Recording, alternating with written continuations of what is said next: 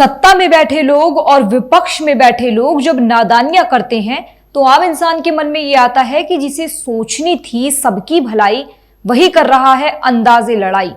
देश की दो राष्ट्रीय पार्टियों के सबसे बड़े नेता, एक तो देश के प्रधानमंत्री मोदी ही हैं और एक है नेता प्रतिपक्ष राहुल गांधी। जब इनका काफिला एक दूसरे की पार्टी के नेता और कार्यकर्ता रोकेंगे या रोकने की सोचेंगे तो इसे नादानी ना कहें तो फिर क्या कहें।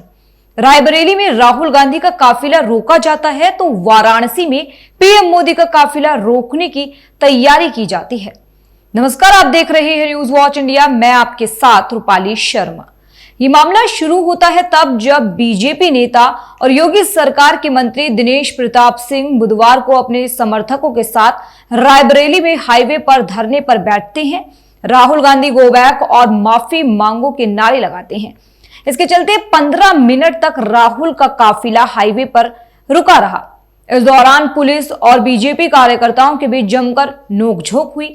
दरअसल काफिला रोकने की वजह बिहार में पीएम मोदी की मां को कही गई अपशब्द थी।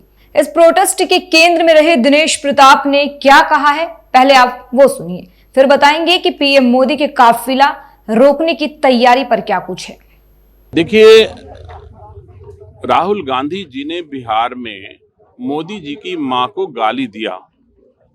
यह किसी भी दशा में किसी भी बेटे के लिए जो भारत की किसी भी मां के कोख से जन्म लिया है उसके लिए लज्जित करने वाला विषय है। राहुल गांधी जी को इस पर माफी मांगनी चाहिए। अपने गाली देने वाले कार्यकर्ताओं को कंडम करना चाहिए।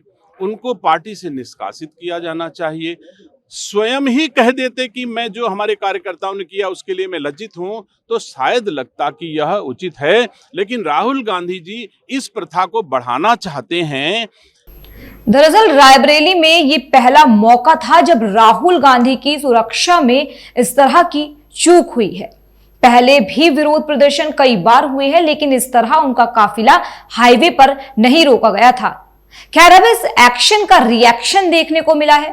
कांग्रेस के नेता भी पीएम मोदी का काफिला रोकने की तैयारी में थे।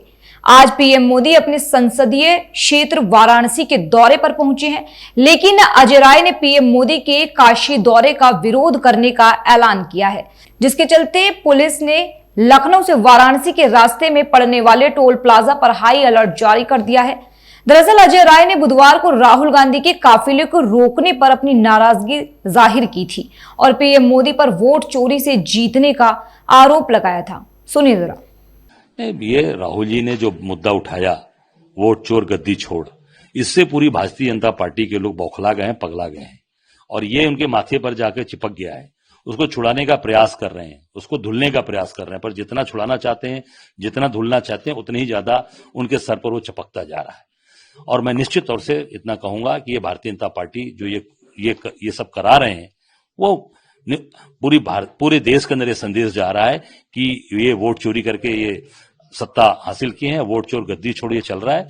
जिस प्रकार इन्होंने आज हमारे नेता का विरोध यहाँ कराया, और ये निश्चित तौर से आम जनता पसंद कर रही है कि ये वोट चोरी करके चुनाव जीते हुए लोग हैं। बनारस के अंदर काशी की धरती पर ये वोट चोरी करके सांसद बने, वोट चोरी करके प्रधानमंत्री बने हैं और जो बड़ी बड़ी बात बोल रहे हैं। कल काशी की धरती पर जो वोट चोरी करके सांसद बने हैं, बनारस के प्रधानमंत्री बने हैं मोदी जी का भी कांग्रेस के कार्यकर्ता जबरदस्त तरीके से विरोध करेंगे और वोट चोर गद्दी छोड़, वोट चोर काशी छोड़, ये निश्चित तौर से कल नारा मोदी को लगेगा और मोदी को ये जो वोट चोरी करके सरकार में बैठे हैं, ये जनता उसका जवाब कल देगी, बनारस की जनता।